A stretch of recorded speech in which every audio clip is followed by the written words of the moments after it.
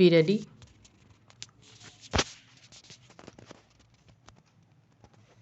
Five seconds. Start. I shall briefly explain the genesis of this bill. It was in 98 that the local self-government ministers conference passed a resolution recommending that the central government should, in consultation with the state governments concerned, appoint a committee to examine the question of delimiting the cantonments.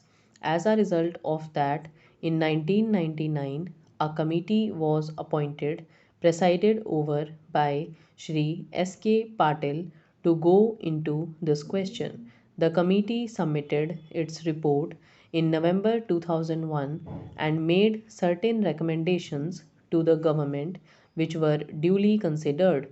The opinions received generally favored the bill. The Select Committee suggested two minor amendments, and the bill was passed by the Council of States as it was reported by the Select Committee. The House will thus see that the bill comes to it not only with the stamp of public approval but also with the seal and sanction of our representative assembly.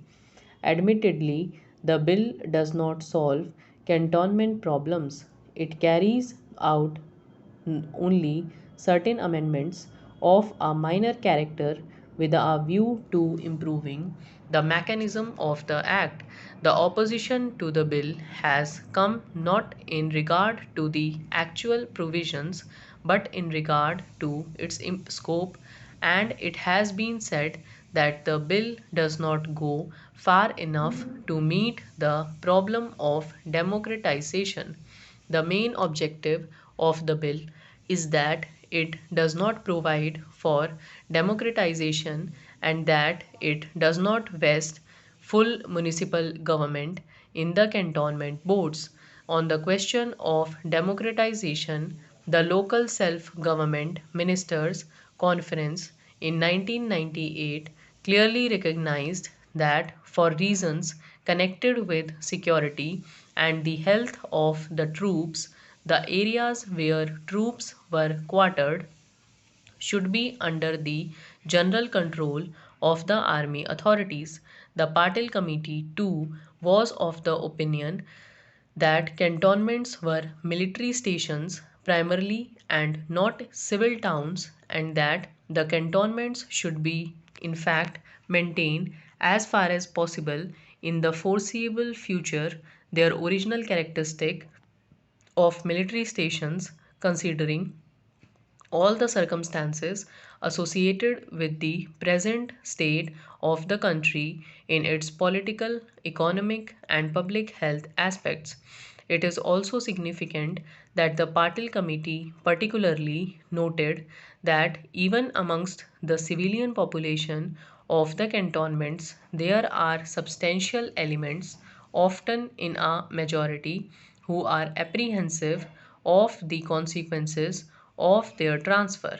I have explained the policy of the government regarding democratization in the Council of States in detail, and I should not like to weary this House by repeating the same, but I should like to mention just a few things briefly.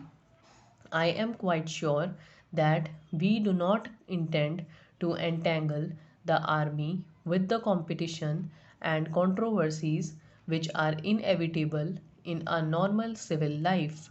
The army must be above these, and one of the justifications and great justifications of the present constitution of the cantonment boards with their official majority is that in areas in which the predominant interests are of the army and the military population, we should avoid giving these boards a constitution which would either mean the virtual disenfranchisement of the military population or that the special interests of the army in these areas would be entrusted to those who do not know much about the army. In fact, one of the beneficent results which I see flowing from the system that prevails today is that the hierarchy of the army and the representatives of the civil population in the area are brought together to serve a common purpose, namely the administration of the area in the best interests alike of the armed forces and the civil population inhabiting the area. I do not see why honorable members should visualize any inherent conflict of interests in these matters merely because the official or military elements would be in a majority. In fact, a conflict of interests is more likely to arise if that section of the population which has a smaller sphere of interest is given an overweighted majority. Nor do I see why honorable members should necessarily assume that the administration of the cantonment boards would be undemocratic or not sufficiently watchful of popular interests. I am entitled to ask them if they are right in assuming that popular representatives in this House and popular representatives in the government a disregard for democratic procedure and responsibility would in any way be possible in the administration of these bodies. In the ultimate analysis, the administration of a country is carried on by individuals. What is material is the ultimate responsibility of these individuals who were responsible to an autocratic power. Time now is when they are responsible to the elected representatives of the people.